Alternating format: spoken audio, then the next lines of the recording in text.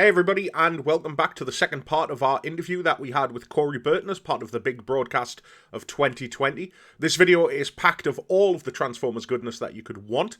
We hope you all enjoy it, and thank you very much to the sponsor of today's episode, the Darkling Lord himself, Gord. And now back to our regularly scheduled programming. Yeah, well, that as I was bouncing around in the business, I never had a full series gig before then, but I auditioned and worked in a lot of the small production studios around town. One of them was Wally Burr Recording. Wally Burr was at that point signed on to direct and produce the dialogue for this new Transformers series, and he knew me. Wally was quite a character. You couldn't help but love the guy. He's a hell of a character, a sweet man, and he loved all of us too. But boy, his idea of directing was just to beat us to death until we gave him what he was hearing in his head, which he would perform for us. And then as we would all laugh about it in the lobby, we would imitate exactly the delivery that he used for each cue. And then he goes, no, you're all wrong. You got to do this. And we would do like 50 takes of everything at a minimum, I think. And he would just work us to death. And we just thought, oh, God. Wally would bark at us, and most of us would bark back. In my usual shyness, I'd just stand off to the side and chuckle. I mean, voice actors, I like Michael Bell especially, his cutting wit. Boy, he used to really give it to Wally. But, Wally loved it too. So it was that kind of rough and tumble sense of humor, And we didn't all walk out on strike for being abused because we loved him. And it was just like, oh God, here's another one. But in the end, especially years later, as I discovered, from the fans and revisiting some of those soundtracks, like, you know what? I'll be damned if he didn't know what he was doing, because there's something about those dialogue tracks that's uniquely special. But it was only years later that I realized it. I mean, when I would watch the shows in their original run, I was always hypercritical of my own performance and all of the production aspects. Oh, I don't know if that works. Oh, I don't know. But then years later, I gained perspective on it. Like, oh, yeah, I get it now.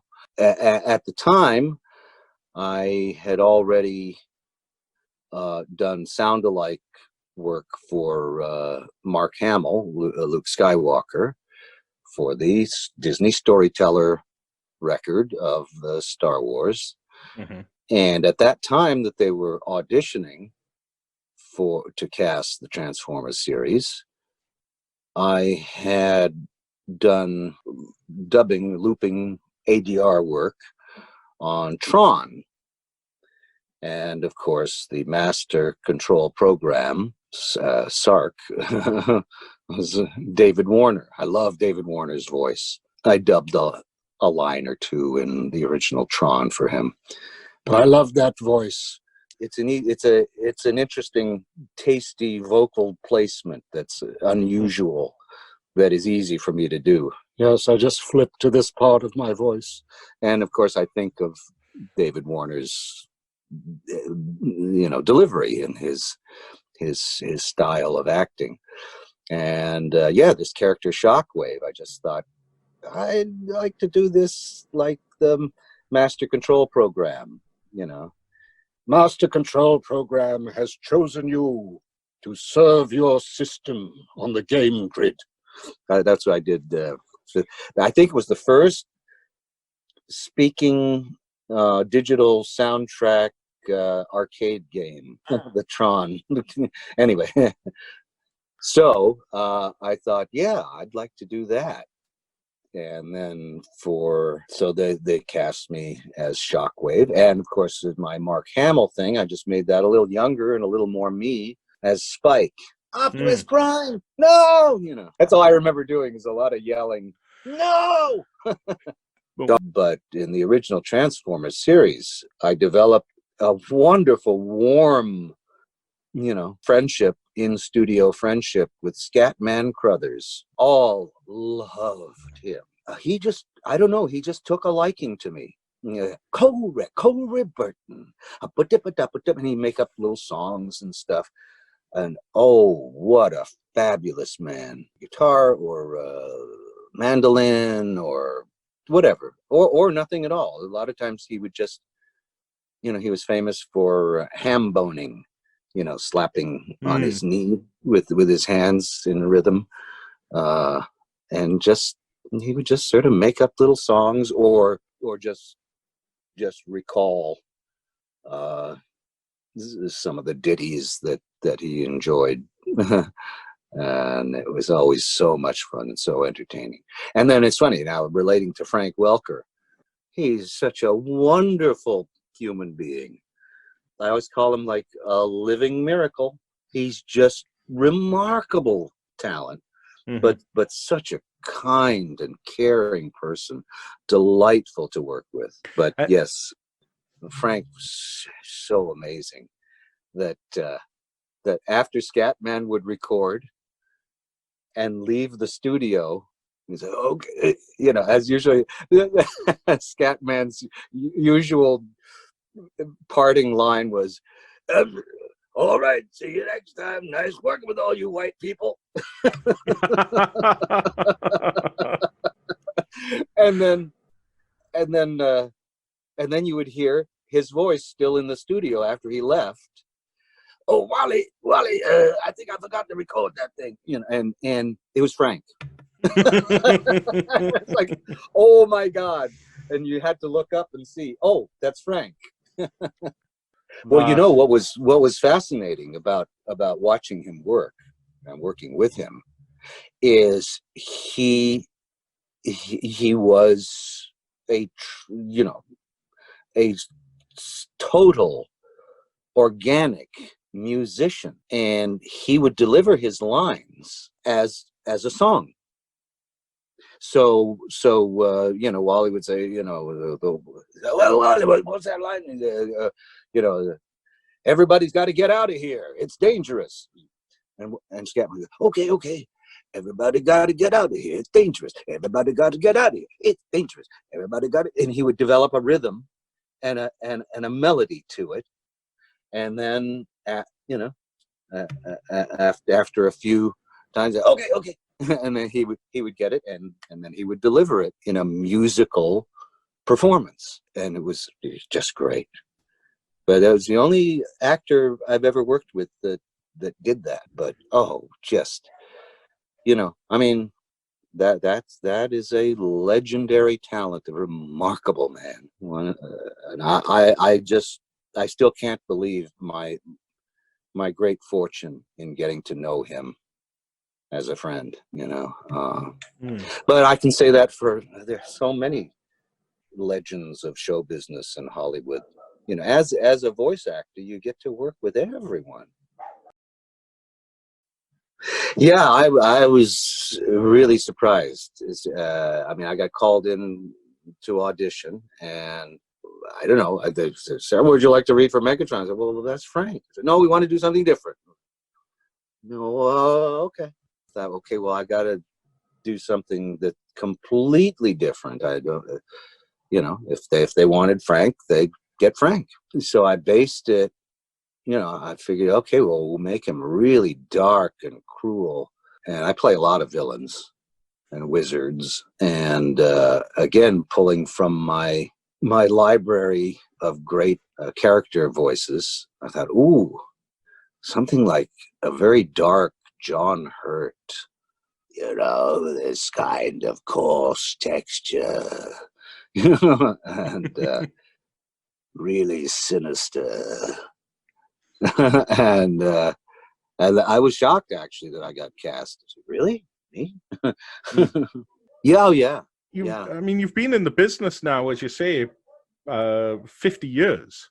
Well, as funny, fellow voice actor and longtime friend from the original Dawes Butler Workshop, in fact, Brian Cummings, he said, he has Cummings law or Cummings rule. He said, you never get the cast for the voices you think you should be.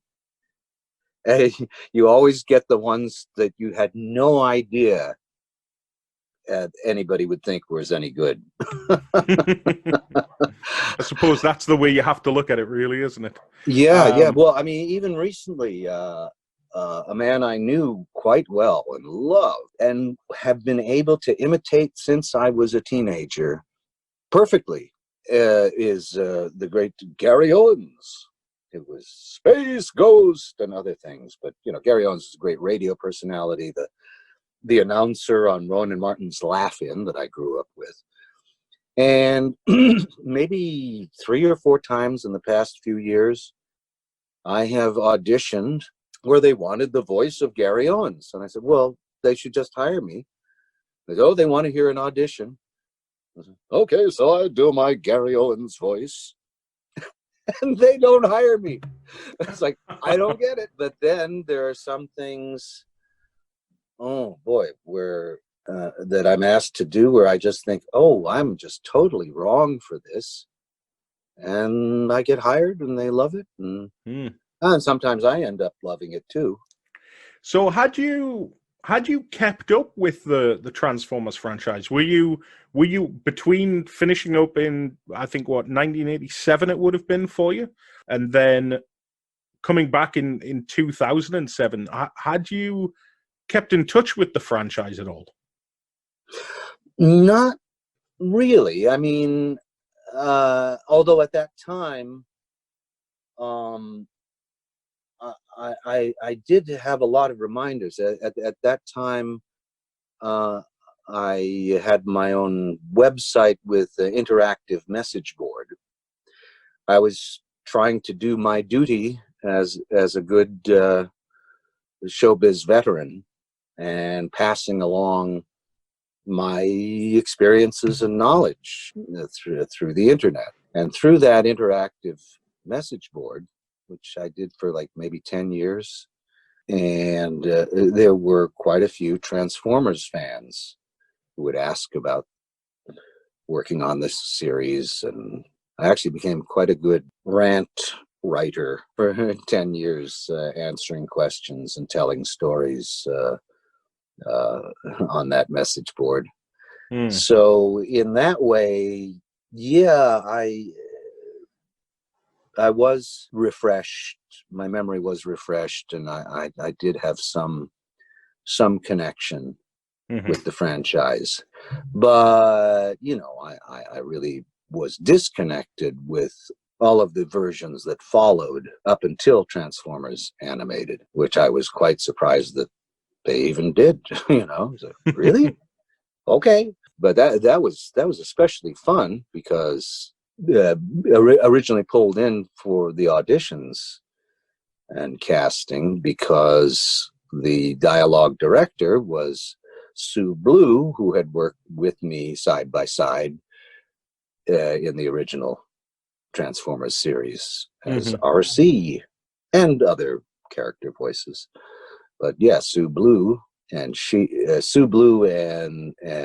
head writer Marty Eisenberg, they didn't want to repeat the previous incarnations of the Transformers series. And as we would do our read-throughs in the studio, sometimes we do something really silly and crazy and over the top. And so, oh, is that too far? I need to take that down. And Marty would come on over the talk back, and he said, "It's a cartoon. Go crazy with it. Have fun. This is entertainment. It's bigger than life. Be goofy, crazy, over the top." And that made that series especially fun. Yeah, there have been a few things, actually. One that, well, I can't say anything about continuing to perform the character, but one role in particular is my personal favorite. Gives me such satisfaction and joy. Is in the from the animated Clone Wars series. A character co-created by George Lucas, Dave Filoni, the director, and myself. And it's a character called Cad Bane. And it's a combination of an old Western, well, he's a bounty hunter, an old Western gunslinger. Originally, they were thinking of the voice of Lance Henriksen, a fantastic voice actor and actor. And then George Lucas said, that's a little too on the nose. We don't want it to sound like that human. Have me, have him do that through the voice of Peter Lorre. Peter Lorre, the iconic, weird character actor from the 1930s and 40s, all the way through the 60s, actually. We combined, this old Western, cold-hearted bounty hunter characterization with the transplanted foreigner in the Old West point of view of Peter Lorre.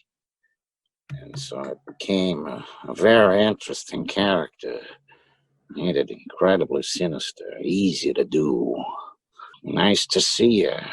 Oh, always, all the female characters he comes in contact with is like, fine day, ain't it, little lady? But yeah, wonderful, wonderful alien, sinister yet, I don't know, in a way, non-threatening character, I guess. But anyway, so but seeing that with the animation, especially, but even just in the soundtrack, that's just like, yeah, that's a character I'm really proud of. Well, because it's also it's something I can put my name on, like Captain Hook. Well, that's Hans Conried. I had my own spin and color to it, but it's Hans Conried. Come on, and same with so many other characters. Even my other Transformers characters. The original Brawn. That was based on William Conrad. Being a mimic, that's that's always the easiest shortcut to creating an animated character voice for me. Well, who would I cast in that role? Okay, well, I'll start from that because I've got all of my dip switches already, lined up. It's like, okay, so we start with that, and then I let the dialogue and the director help to develop that character into hopefully something new and unique. There have been others that I've been very, very satisfied with. In general, I try not to be too self-aware when I see the finished results from my own work, because you can't go back and redo it. And I'm used to waiting, especially in the old days. Animation, feature animation takes 5 years. TV animation took like a year before you'd see it on the air. and know if it worked or not. But I always try to distance myself from it and just, as an audience, take it in. And there have been times when I'll watch a show I've worked on, and it's halfway through the show, I say, oh, that's me. Oh, that was good. Or, ooh, that wasn't good. I am a utility voice actor. It's like, okay, what do you need? Okay, I think I can do something that'll work for that. They call me in, and you know, I'll help them either cast somebody else or develop a character that I end up doing, which was the case with Atlantis. That was so weird.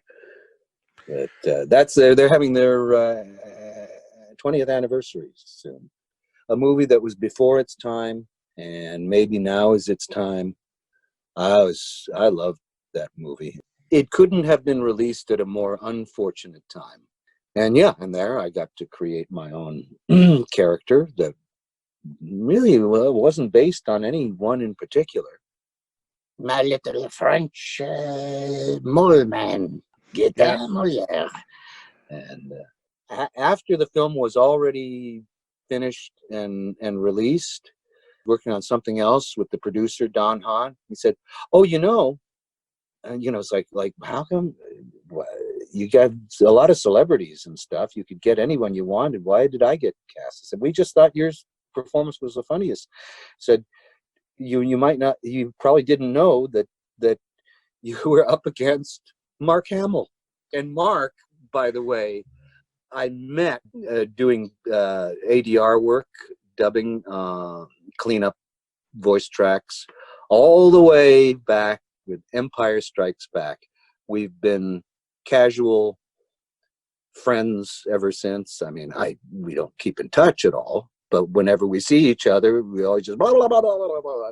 I love Mark Hamill. Wonderful person. And it's funny, we never get to work together. For all of these years, we talk for hours in the lobbies of studios.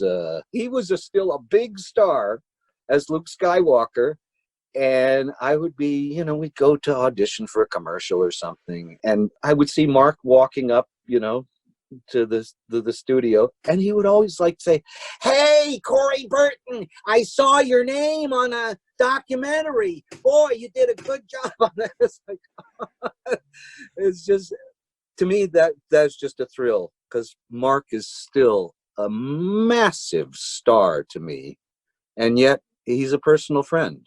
But yeah, oh well, and another great voice actor and on-camera actor.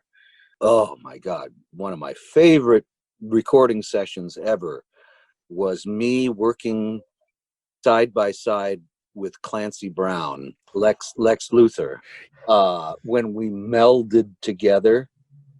And and Clancy is another guy who, oh my God, we can't stop hugging each other. You know, we just love the bleep out of each other. We just love working together.